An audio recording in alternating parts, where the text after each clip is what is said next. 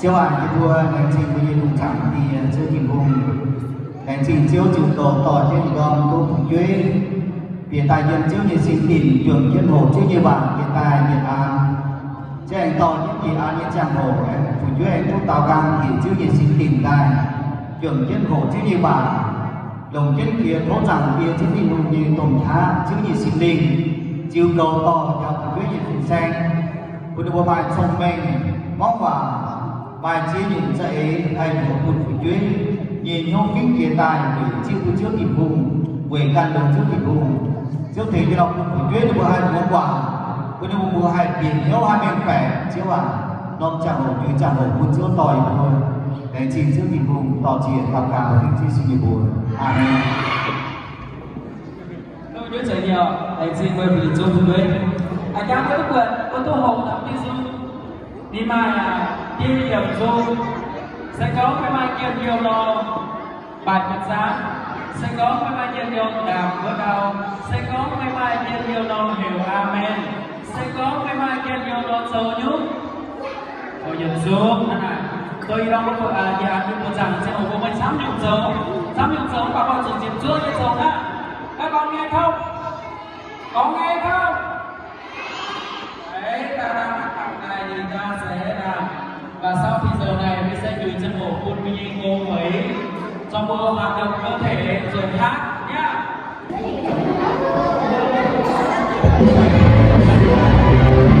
Gõ để không bỏ lỡ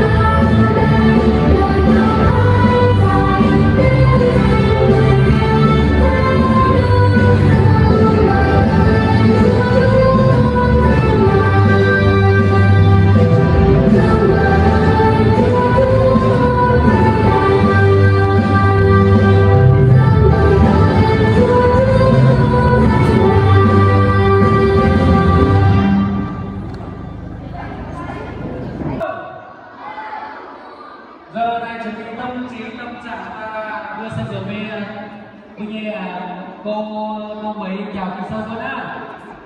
Trang vẫn đọc cái dung mạch đê nhiều. Sẽ có một bài kiên điều nó bài thật giá. Sẽ có một bài kiên điều nó đảo mắt đào. Sẽ có một bài kiên điều nó điều amen. Sẽ có một bài kiên điều nó dấu nhật chú.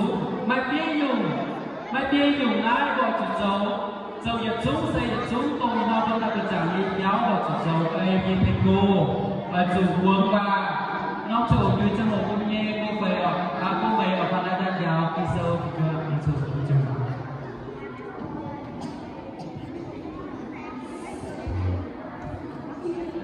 Được chưa vừa xây cả cái nhân này vừa một cái sâu gọi chủ sách với Simon và Thái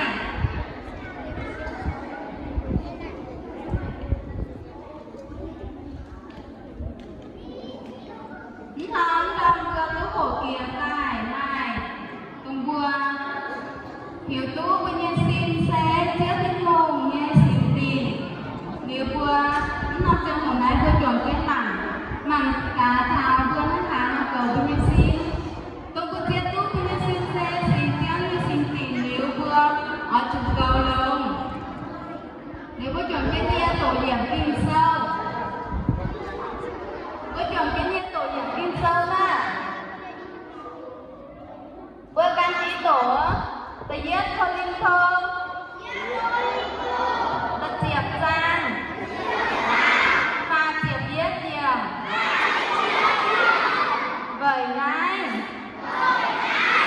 mai cuốn mây bùa nhàn phai hốt phai trầu hai nhung diệt chúng ói chủ trâu bởi quân miên thai thiên hùng ta giết con linh thô ta chiệp chan và chiệp giết diệm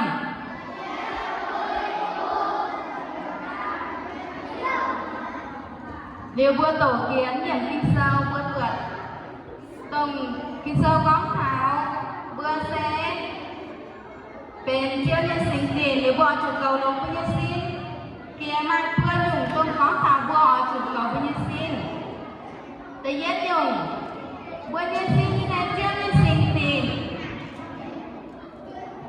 ต้องบัวเสียงเจ้าเนี่ยเมียนบ่อจุดอย่างเย็นต้องบัวหยางไฟฮอกกระเจ้าให้หนุ่มเนี่ยจุ้งอจุ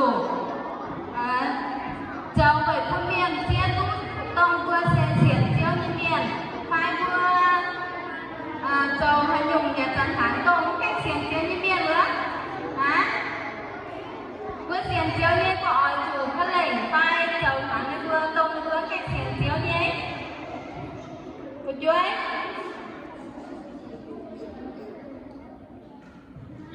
vừa thầy con như này thầy cá hai cái tàu hộp in nhé hả hả tao mà nó mang tao hộp tiêu nhé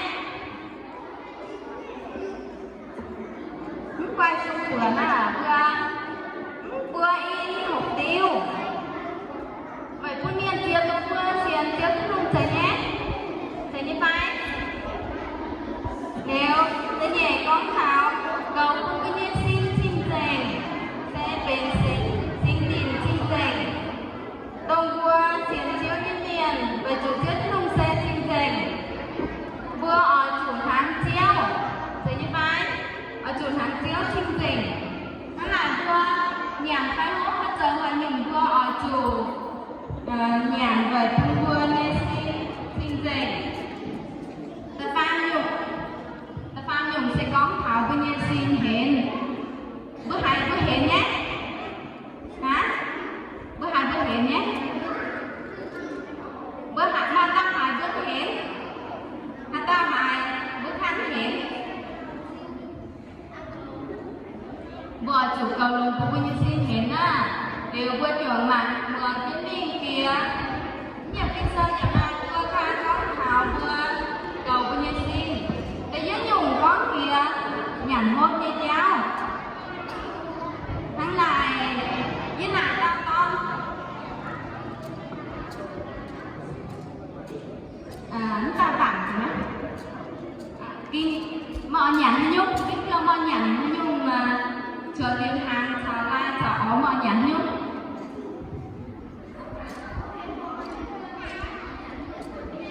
mới này oi là mà sẽ oi nhắn nhúc hả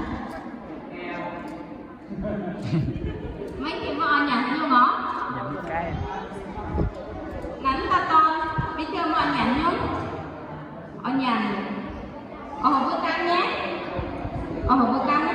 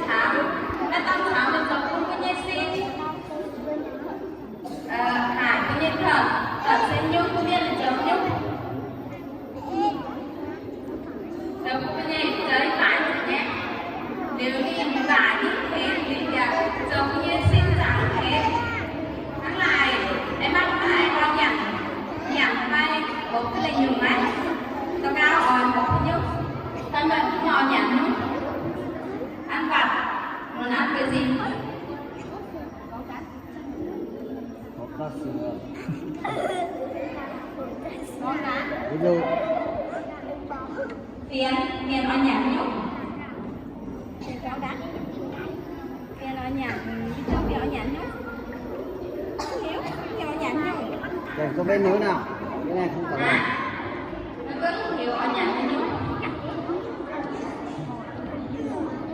là tao ở nhà mình cay lúc mà mình cay là đẹp đấy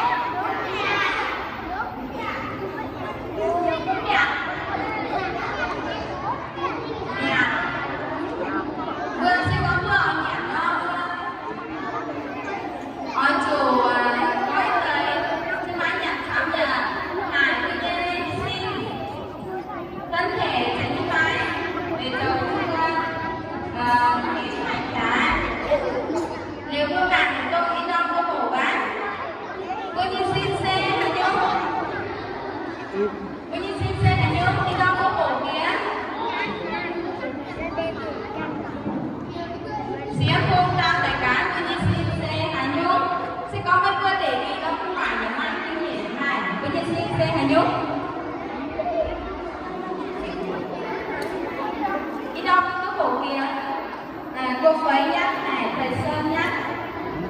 Thế nên anh chào kìa Quyên thì Quyên nhân xin là sẽ là nhúc. Quyên nhân xin sẽ là Quyên, anh có căn yên á. Quyên nhân xin sẽ đến chiếu nhân xin tiền nhật đi qua. Quyên nhân xin sẽ xin linh nhân xin tiền.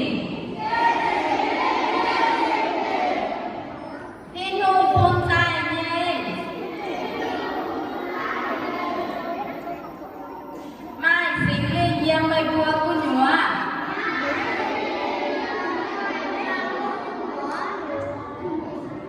mai buat như sinh lại sẽ thiên hùng nhé, có căn kia buat như sinh sẽ thiên hùng nhé,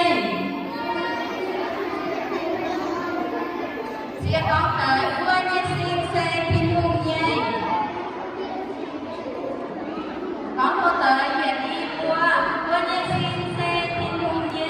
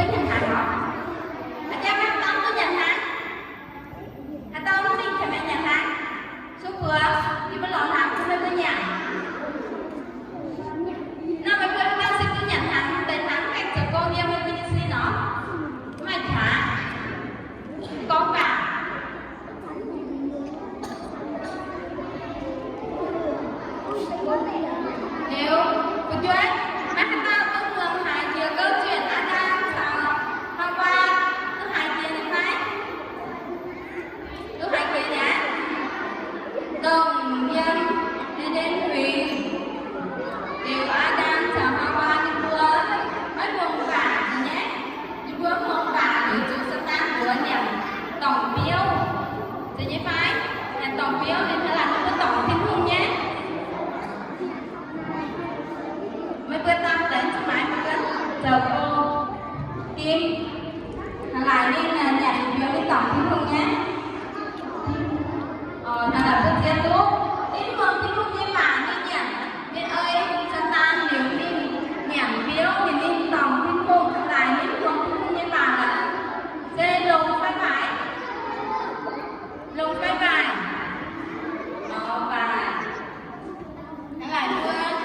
và lại mượn sao ta như vậy này phải mượn tiếng hôn như bạn cô ở trường mượn tiếng hôn như bạn nếu như cái hiểu ta xuống cửa ta có ít những kẹo đó mà hay ta có về con mà vừa mượn bạn đi cháu có thảo ví dụ đây ba phun dạo vừa hả nhung nếu tôi đụng như tôi có mượn bạn như người ta có tay gắt nếu bây giờ hãy dùng phải cho con phải con viên tỏi phải nắm tỏi nó ta hiểu nhé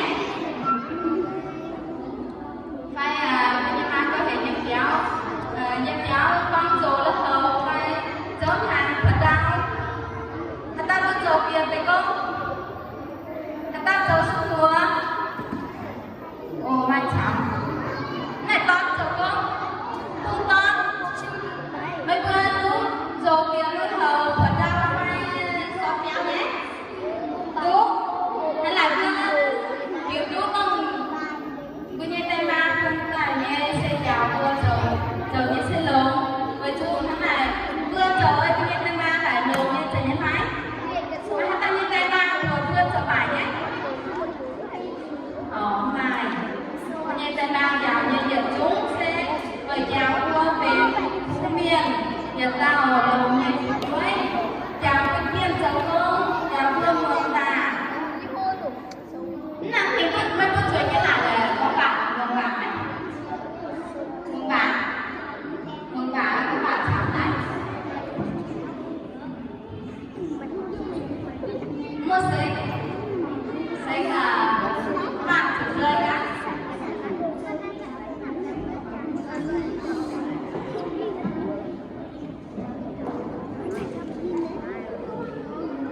thì cái này ta mới gặp là kiểu thứ đông là nó hiểm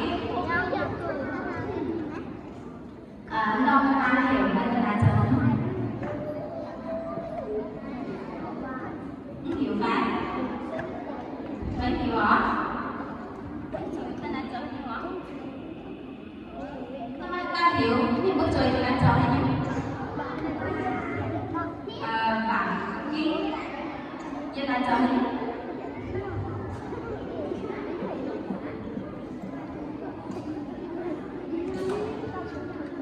mấy bữa con mừng bạn với bạn này thì con mừng bạn này nhé bữa con mừng bạn xem trước thì luôn ta trở lên bài rồi thì này cũng mừng bạn á giảm lỏng năm luôn bạn cho bạn cho con chào phải không nó có thành cho bạn vui mấy bữa chú xiên tao mấy bữa ai thiếu thì con phải cho bạn vui cho bạn làm nhiều nhé mấy bữa đủ tao nhận đầu lên mấy bữa đi chúng bạn có ý đó tao đi cái điểm là mang tao đi được tao hãy lại nhiều bữa ấy mà học cái nhiều có học có câu cái xin đông phun miệng chờ hỏi sẽ hái tự nhiên dùng nhang nhảm một cây giáo ngọ chủ nhảm đông hãy dùng đầu nhang phun xin già đông bắt bền nghe mưa sẽ có cái nhảm đâu ngọ chủ trên nhạc sổ như vậy thì nhân sinh thành hai là nếu cái nhiên dùng có tháo cô miền chờ hỏi là xây kia đồng quân hô đến từ cô giả hình nha anh ta như này mà vừa sẽ có một béo nhiều miền vừa bên dưới một béo nhiều miền vừa theo từ máy theo này đó theo từ máy là kinh nghiệm miền quyền như miền cái vượt tiền với theo nhé chăm trời nghe nó lại sẽ có cô giáo của miền quyền miền như đây mà ôm và cô như mua tỏi cô giả chăm cô nhém bạn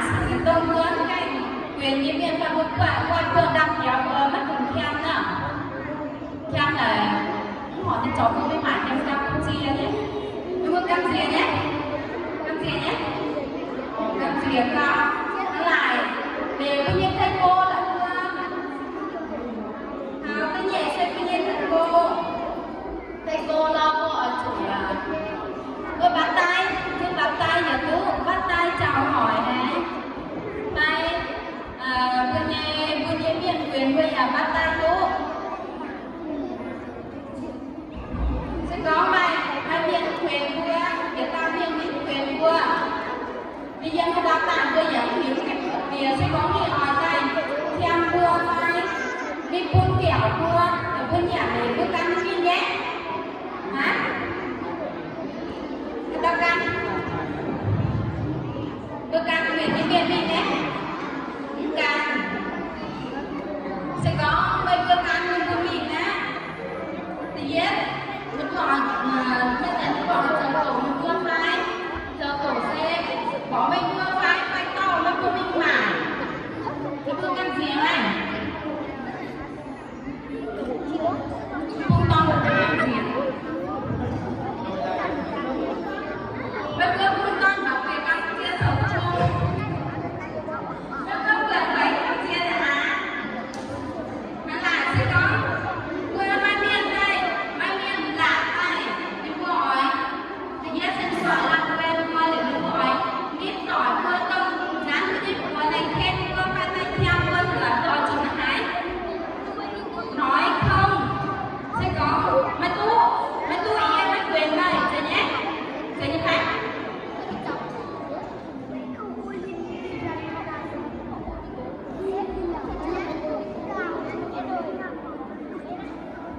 điều sẽ có nhìn là mình ta là có những của kênh của mình là gọi chủ nói không tức là cử tuyệt á không linh ta đi thảo qua và không linh to của mình sẽ có mai liên quyền nhiệm sao gọi chủ có của linh qua phái quân của nhân tiền mã gọi chủ có của nhân có của nhân đen nhưng mà có của sẽ nào đi hỏi to của mình hay đi hỏi cho hai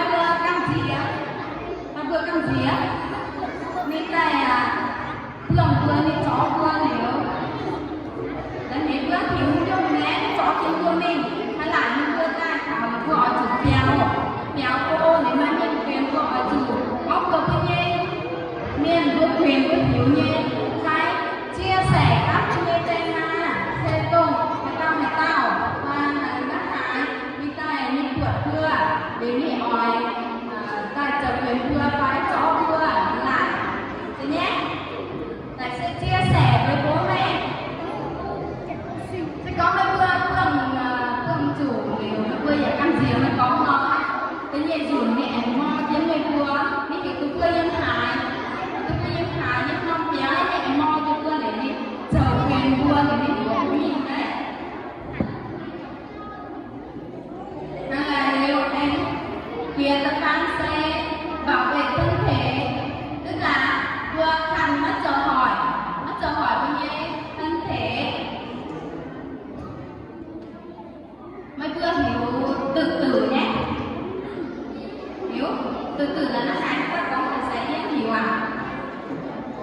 người ta hiểu từ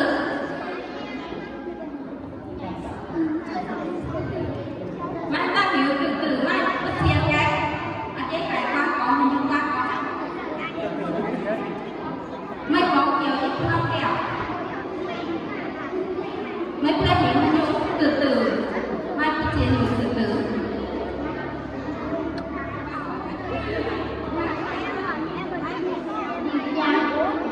tiêu chán phải này tài anh mai nó là anh hiểu nó nhung ở những chó nó kẹo không quan này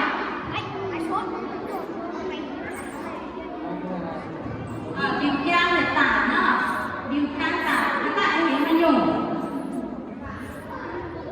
bảng có cái mang nhung từ các cực sát nó sẽ từ nhung nhung nhà câu ơi có câu ái tải nhé ơi có câu ái là miếng tải hoặc sao nào nhé cái này ta tỏi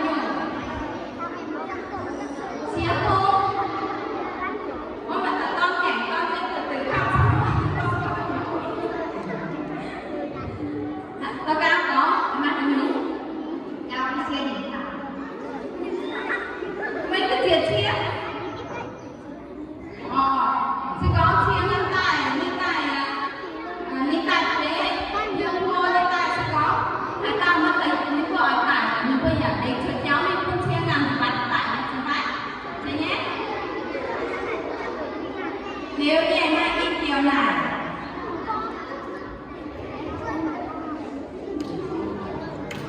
xếp không mà các bạn em hiểu như thế để mà các cái cực tử cho không có tải xin có cá hả ta nó có hiểu nghiêm có cá là thường luôn chẳng nhiên cũng vừa là tôi nghĩ hè ai mai sáng tao có thành người có một chẳng nhiên phải hắn lại vua on trừ một cái mà như bà con đi vừa có như là vua chụp dàn kiến mắt của mình sao còn là vừa mắt của mình xuông này sẽ có mình vừa có mình chọn một vài khả năng này là không nên á chẳng nhé để anh mai hãy nhớ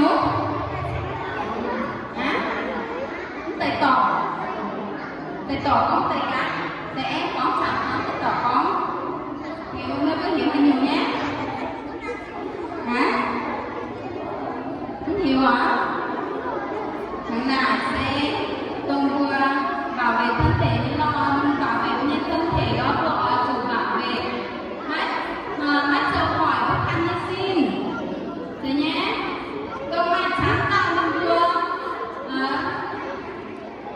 cho hỏi khăn xin sẽ tái khăn tải sẽ việc chám nhung tôi mình vừa nếu có chờ sẽ có một chờ khăn nhung để mình xuôi để mình vừa mai bên cao phải mình vừa ỏi phải nhung để nghe cháu tôi mình vừa là nó ỏi để mình vừa dạ từ nếu hai tôi mình vừa chờ tổng khăn nhung để mình khoảng chuối của mình vừa dạ khăn chờ khăn đó này anh mai hai tôi mình vừa chủ miệng đũa rồi nhé mình vừa bảo mình phải là mai chám nhung sẽ có thảo công mình vừa tự là mai chám nhung cháu chủ miệng đũa tôi mình vừa đó mình nào phải mình vừa ỏi miệng điều mình chờ tại con vừa dạ những hộp mình vừa lại nó ỏi là mình vừa nhục nhã thấyไหมvì mình vừa xấu hổ vì nhục nhã hoặc là vì người khác không làm được cái điều mà họ mong muốn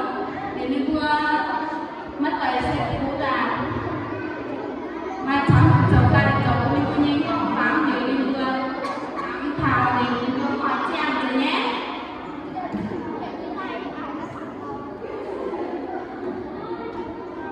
lại mình vừa mai các bạn hiểu tôi vừa khăn dấu khăn tải là mai chùi nhé hả hả ta hiểu nằm yên tải vừa tải là ô tao mai chùi mà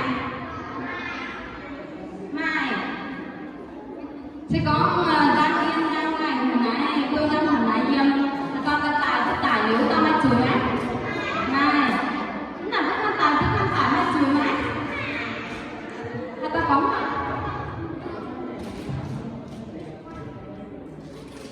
ta có mà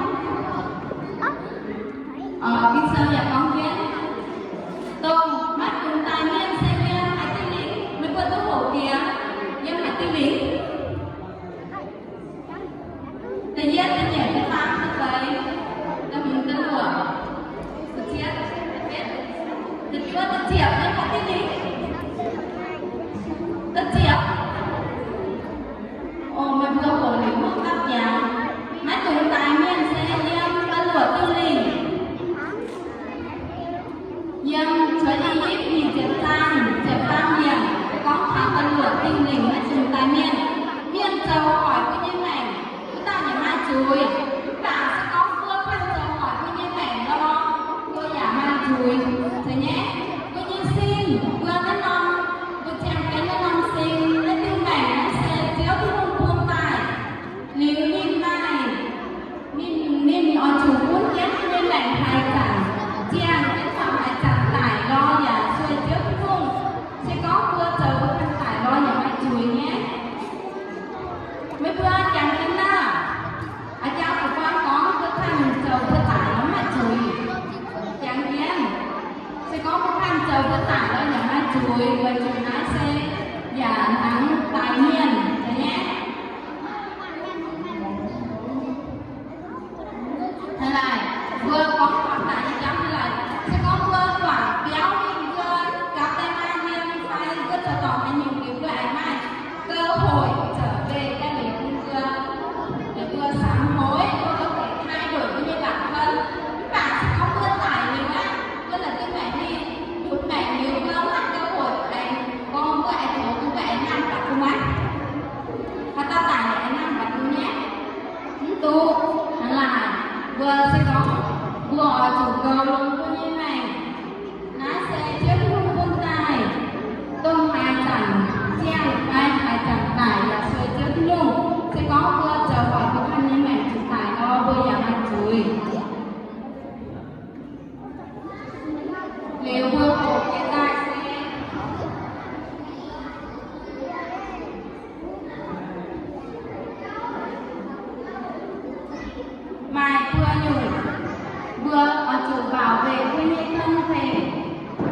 việc vua nhung sẽ tự nhiên bảo vệ thân thể qua việc ăn uống, truyền nhận một nhắc nhau.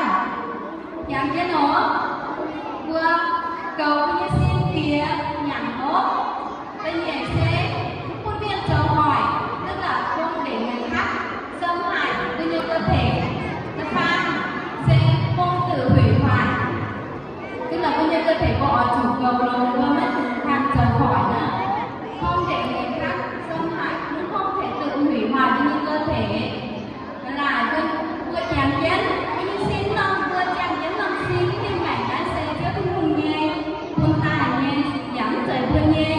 Vậy chủ chết không như mãi thưa tay mà như mãi với trái nhé, trái nên đồng tiêm mãi nên đồng tiêm trời nên trời đồng tiêm mãi dám trời đồng nhang mãi vai một cơ thể đồng đen nhé vai chết không đồng đồng đen mãi như mẹ trời nó nên đồng sẽ đồng chết su nhé sẽ điều thuốc người vừa điều như mẹ tháng lại nên mãi như mẹ cái bánh thầy đồng nha quay riêng pha hành hình của tài với tư mảnh gọi chủ cầu lông vậy chủ của như mảnh nói sẽ về trước cái mùng nhé được chưa anh mấy cô anh cháu cái kia tổ phan tinh sơn được chưa anh Tom mấy cô học quá con chuồn rồi nhá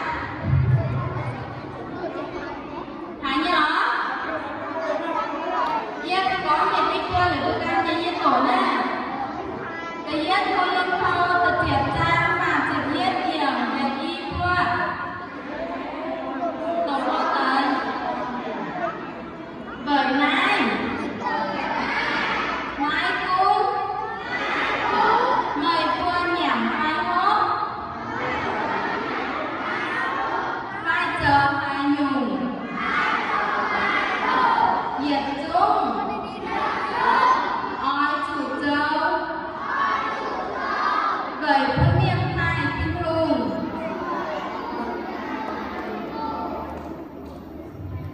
mấy bữa vậy cái cháu kẹo trở pha tổ yếu là sao hả mấy bữa tự ý đón ta chẳng thấy được cháu kẹo ăn lại chẳng hả nhàng mặt giờ nhưng mà giờ cao phải đi vấn sạc này tôi kẹo mạch quả buồn đấy buồn nãy có cái gì đó hôm qua mình vui đấy vui làm tôi mới vui tổ cái sơ khô tụi mày là tổ phan cái sơ khô tại vì như đó qua ăn thì ăn tay biển chẳng có hơi quên á là tổ luôn á tại vì thôi nhưng mà tự triệt trang và triệt nhất điểm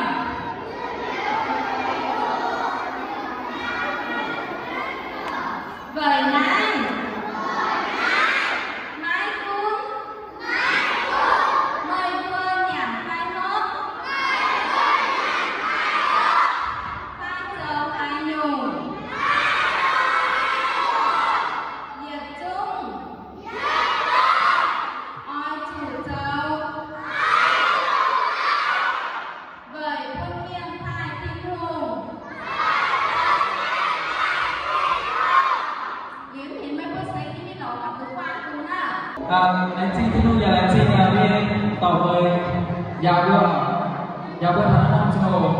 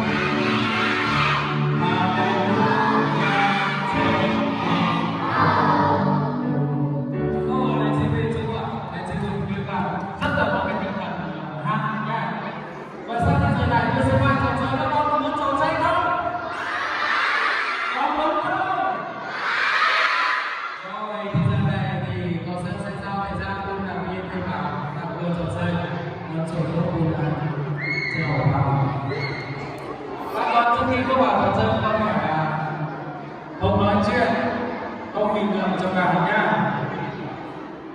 Rồi hai trò chơi tiếp theo thì một trò chơi xong là một trò chơi nữa thì bây giờ ta sẽ kết thúc và ta sẽ có quà. Thì giờ này xin cho thầy ta cho anh thầy bảo.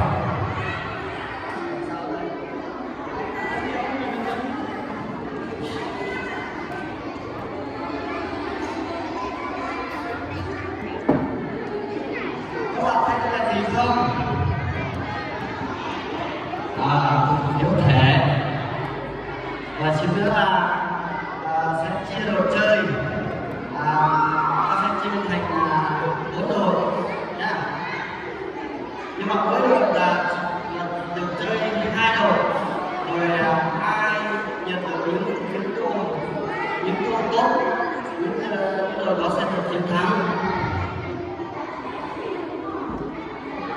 Còn những cái yếu thể mà không tốt cho sức khỏe là ta sẽ bỏ cái bình rác nha.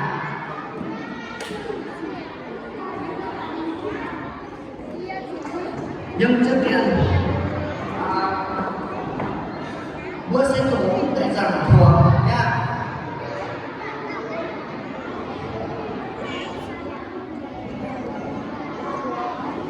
Vâng, bố tổ sẽ giảng các vâng lạy Chúa để bảo vệ thân thể em không làm gì nhá. Rồi các con sẽ đọc theo nha, đọc con này nhá. Vâng lạy Chúa để bảo vệ thân thể. Vâng lạy Chúa để bảo vệ thân thể. Rồi còn gì nữa em không? Rồi ai thử chưa? Các con ai thử chưa? Đã thử chưa?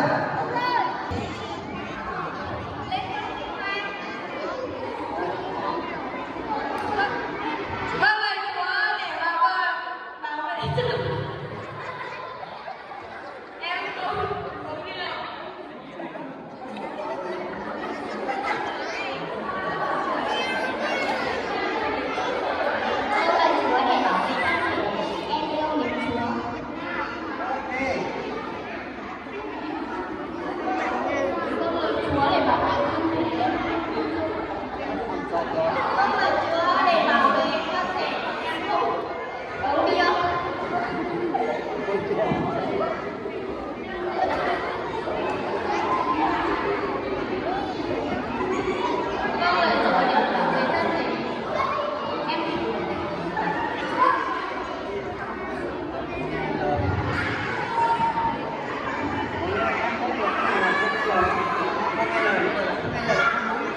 Em không nghe lời. Vâng lạy Chúa để bảo vệ cơ thể em không chửi bạn.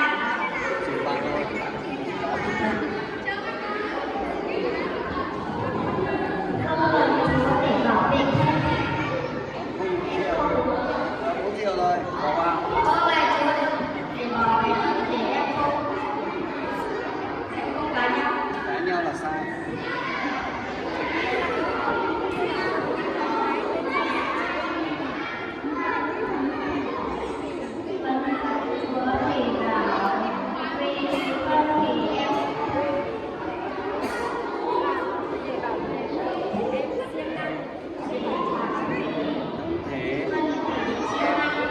Em siêng năng. vâng, còn đây. Vâng lời Chúa để bảo vệ thân thể em con sẽ Rồi, tốt.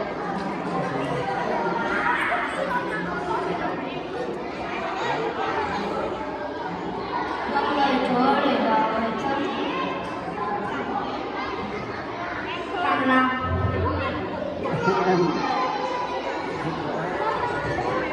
Một vòng lại này, đọc cái này, xong là em sẽ giúp đỡ, em giúp đỡ. vâng lời Chúa để bảo vệ thân thể em con giúp đỡ Em giúp đỡ. Em giúp đỡ là đúng rồi đó. em không giúp về. đỡ Không về, đó, tốt.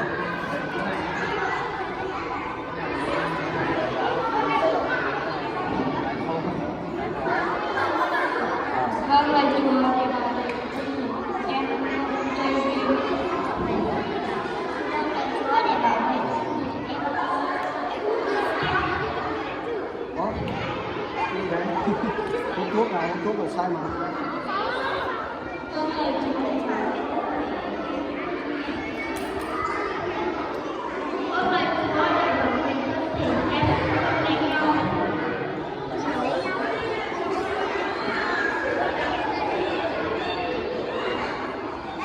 Vâng lời Chúa để bảo vệ thân thể em không uống rượu bia.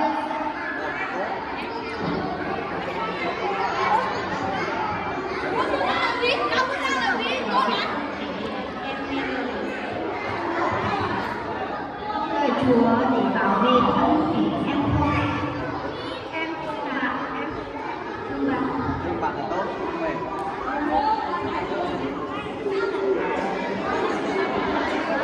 để bảo vệ thân thể em ăn cơm. Tốt. Ăn cơm mà, cơm là tốt mà, không về. Hết chưa? Hết rồi. Rồi, bây giờ sẽ xem đội nào là được phiếu thẻ nhiều nhất. Tốt.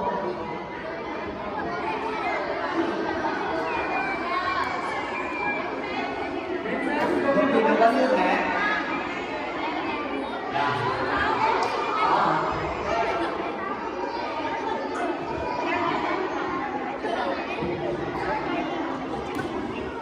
Như vậy là đội này thắng rồi. Đội nữ thắng.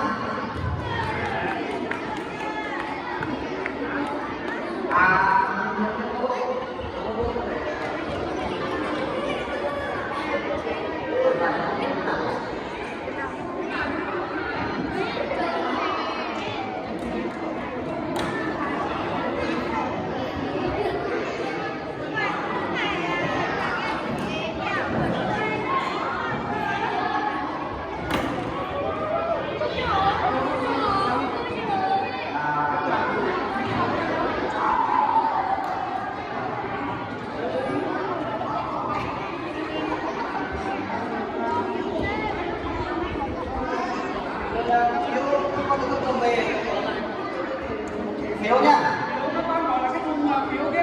Chủ phiếu bỏ là có ai chơi rồi. Cho đội khác lên chơi rồi. Nhưng mà coi là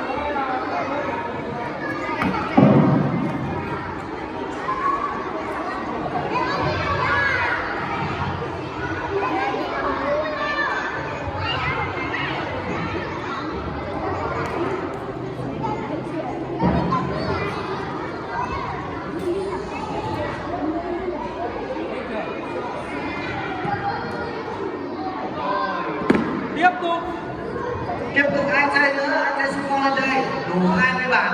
20 bạn lên. 20 bạn lên đây. Lên. Mình lên chơi đi. Lên. Anh in chưa sẽ được.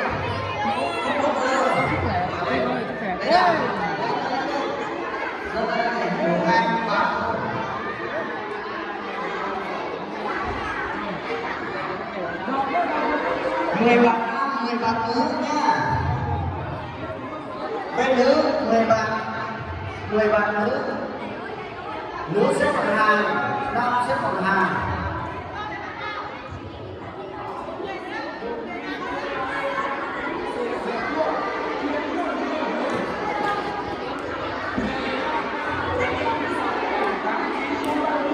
Một bạn nữ nữa, một bạn nữ.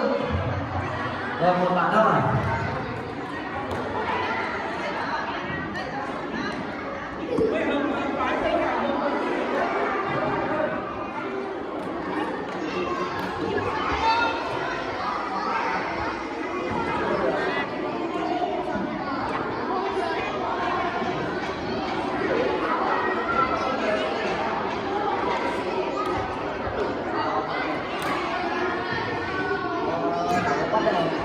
Bắt đầu lên.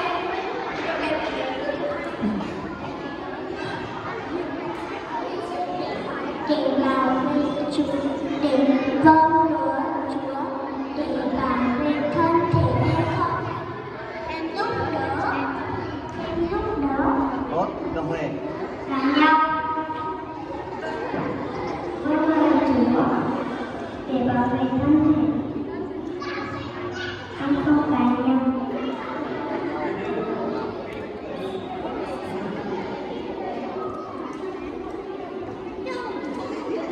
Vâng lời Chúa để bảo vệ thân thể, em không nên đánh nhau. Vâng lời Chúa em ăn trộm. Vâng lời Chúa để bảo vệ thân thể, em không ăn trộm.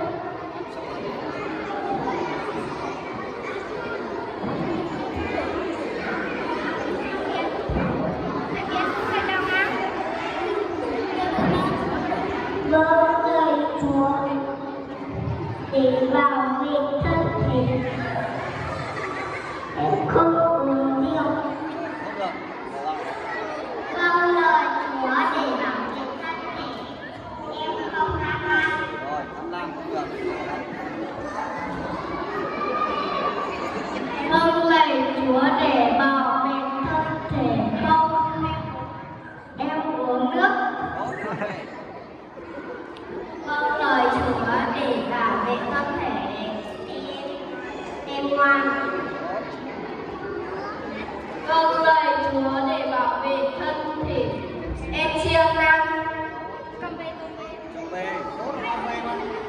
Vâng lời Chúa để bảo vệ thân thể, em không mến Chúa.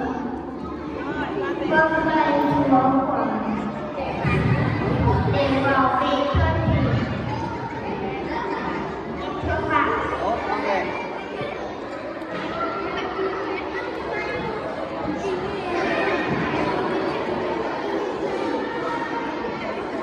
Chơi. Vâng lời Chúa để bảo vệ thân thể, em không chơi game. Rồi, bỏ vào.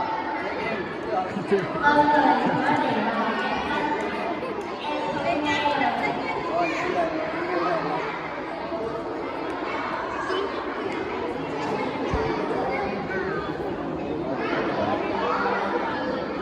Vâng lời Chúa để bảo vệ thân thể, em nghe lời.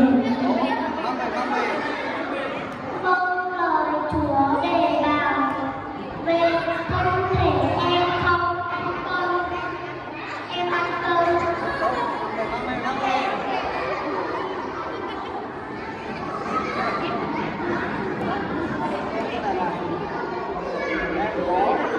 Vâng lời Chúa để bảo vệ thân thể, em không chửi bạn. Mang về. Cái này không được. Chị bằng Vâng là lời không.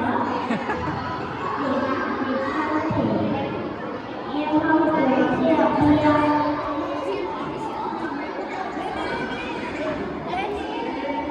Ba bạn nữa. Vâng lời Chúa để bảo vệ thân thể, em không uống rượu. Vâng lời Chúa để bảo vệ thân thể, em không hút thuốc. Một bạn thôi.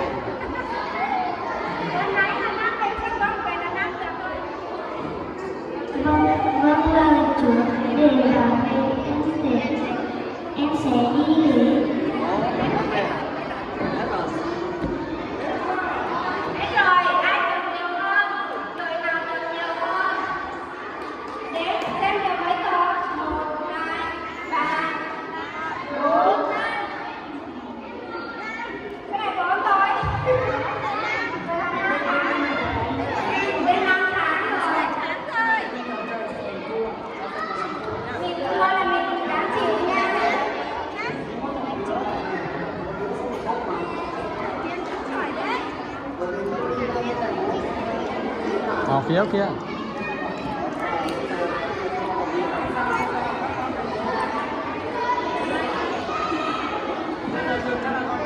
Này chị Diễu thì này chị Vương Quốc Tuyến thông qua trò chơi này giúp ích cho chúng ta về vấn đề sức khỏe, cái gì nên ăn, cái gì không nên ăn, cái gì nên tránh, cái gì không nên tránh. Vâng, tôi của những tu bổ tiền thả lái điều ta đã nằm trong hồ của em ai một trò chơi, đó là trò chơi ghép chữ nhá. Trò chơi ghép chữ bây giờ xin trân trọng kính mời thầy San ở đâu ra ngoài hướng dẫn trò chơi cho các con. Trò chơi ghép chữ, trò chơi ghép chữ này cũng lựa chọn những em mà ghép chữ mấy em được, tại vì nó chỉ một chữ một ghép chữ nhá. Đâu rồi đây? Các con sắp con không được ngồi xuống bàn hết, ngồi xuống. Trò chơi này sẽ là kết thúc của chúng ta.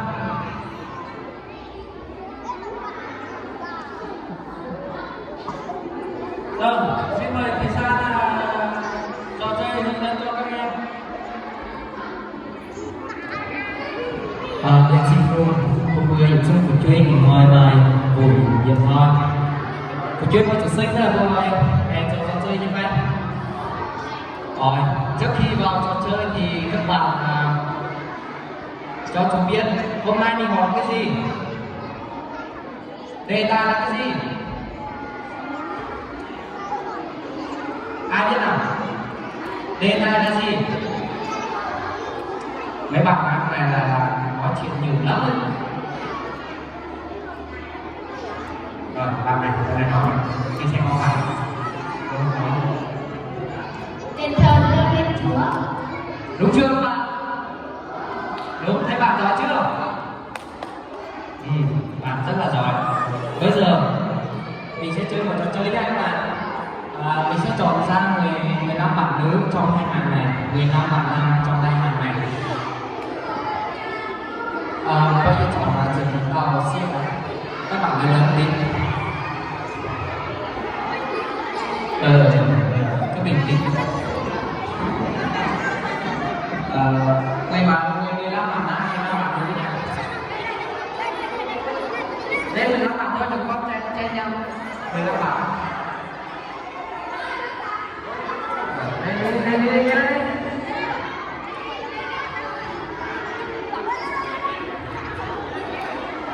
Ở đây này, bạn nào, các bạn nào ở đây này. Cái này này, ok, không cần.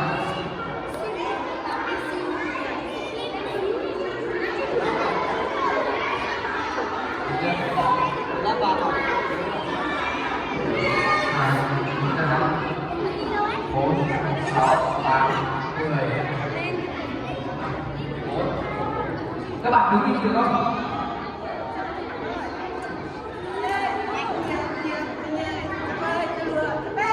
Mười lăm người thôi. Rồi 3 bạn phải đi về.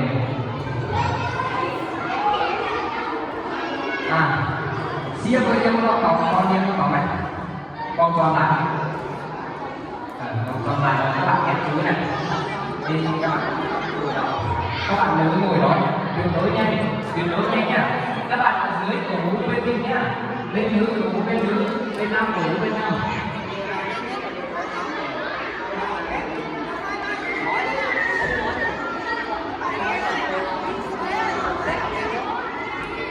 Không, tính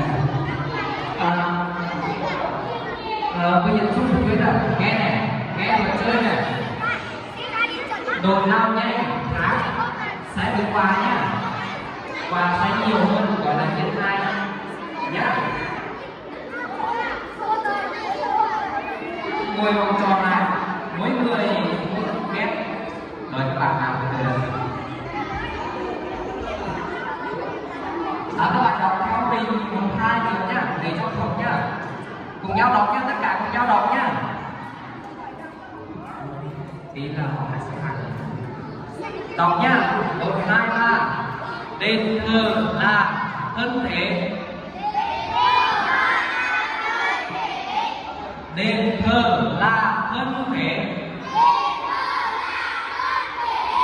Được chưa? Rồi các bạn ghép chữ nhá. Ghép xong ai đội nào ghép gắt nhanh nhất sẽ được quà này. Rồi. Rồi cái đó không biết xong rồi trong từng rồi đây từ từ nhá, nghe ghi nhiều 2 3 mới làm nhá, từ từ nhá. Không thể là đến rồi. Từ từ nhá, nghe này nhá, 1 2 3 mới được làm nhá.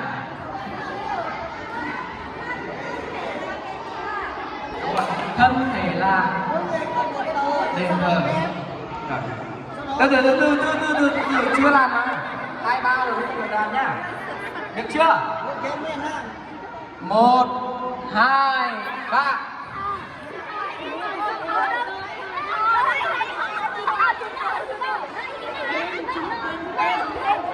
Đền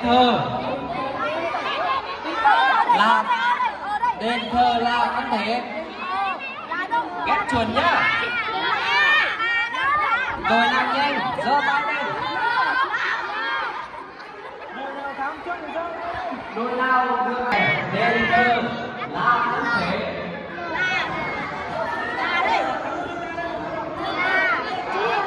Thân thể là đền thờ, đọc được rồi. Thân thể là đền thờ. Được chưa? Cái này này. Các bạn đứng đây. Rồi, các bạn đứng đây. Bây giờ này. Mỗi người cầm một cái, mỗi người cầm một cái này trước này. Mỗi người cầm một cái rồi một đây này. Bây giờ này, thân thể sẽ phải cái này. Đó. Rồi, cầm lên đi, đó, rồi. Đấy, cầm đi qua đi. Rồi. Đứng đây, rồi các bạn đứng ở đây luôn nhé, các bạn đứng ở đây luôn.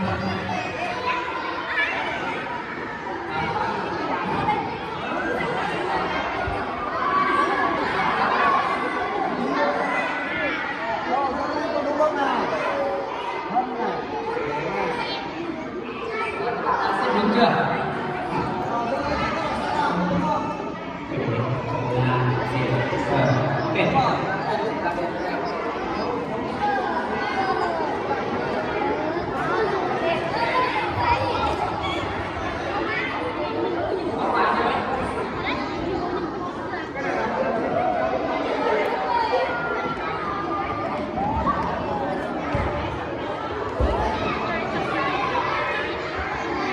Thắng chơi với con nò, đội nào thắng thì sẽ được quà to hơn. Đội nào mà không phải không thắng nhá, mà làm sao một tí sẽ được quà nhỏ hơn một tí nhá. Ok không? Nhưng mà anh được quà nhá.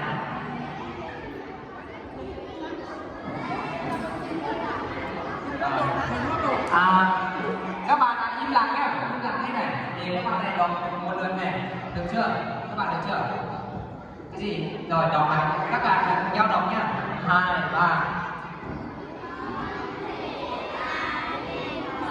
To hơn nữa, một lần to hơn. 2 3. Rồi các bạn quá giỏi. Rồi cho quà đi. Bên kia này.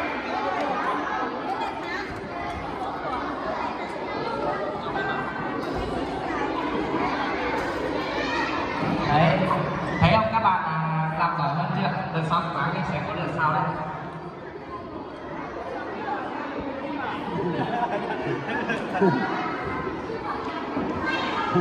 Các bạn thua, các bạn phải dùng cái game nhá.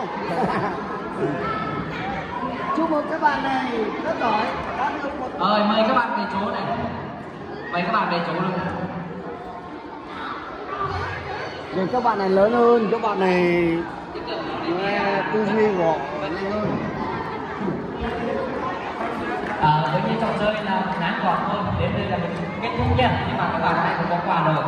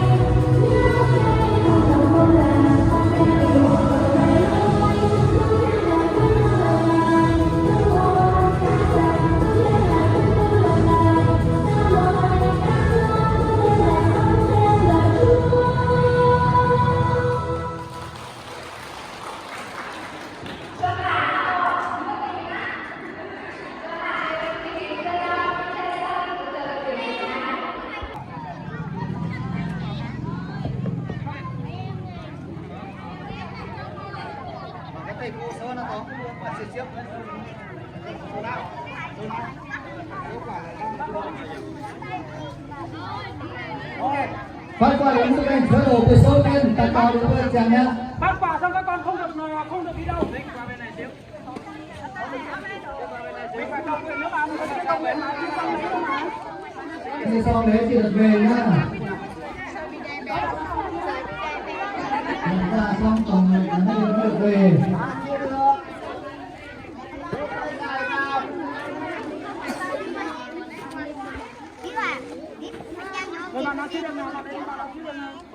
Bộ phận chị Phúc Tân.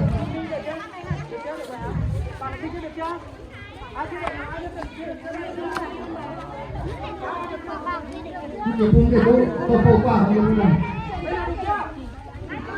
Con phút lại rồi.